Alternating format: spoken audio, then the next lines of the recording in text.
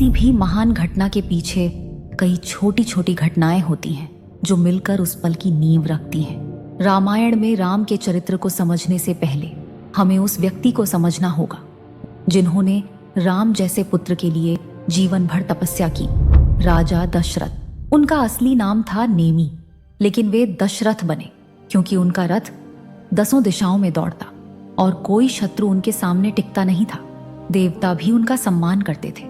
अयोध्या उनकी राजधानी का मतलब ही था जहां युद्ध न हो। सूर्यवंश की शान, सुनहरे महल, सुरक्षित दीवारें, समृद्ध बाजार, जहां लोग शांति, समृद्धि और धर्म से जीते। हर गली, हर चौक में संस्कृति और परंपरा की खुशबू बसी रहती थी। दशरथ राजा अजा और रानी इंदुमती के पुत्र बचपन से धनुर्विद्या, तलवार और रथ चलाने में निपुण हुए। वे एक वीर योद्धा, दयालु और न्यायप्रिय राजा थे। उन्होंने अनेक युद्ध जीते, राक्षसों को हराया और प्रजा की रक्षा की।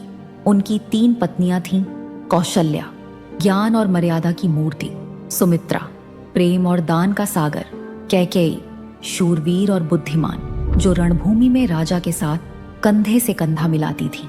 पर एक कमी थी, पुत्र का अभाव।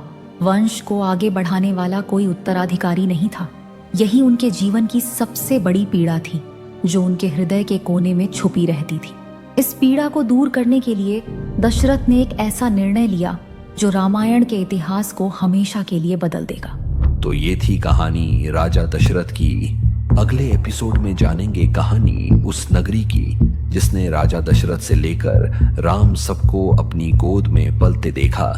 अयोध्या का इतिहास जानने के लिए अभी देखिए रामायण, सिर्फ और सिर्फ सीखो।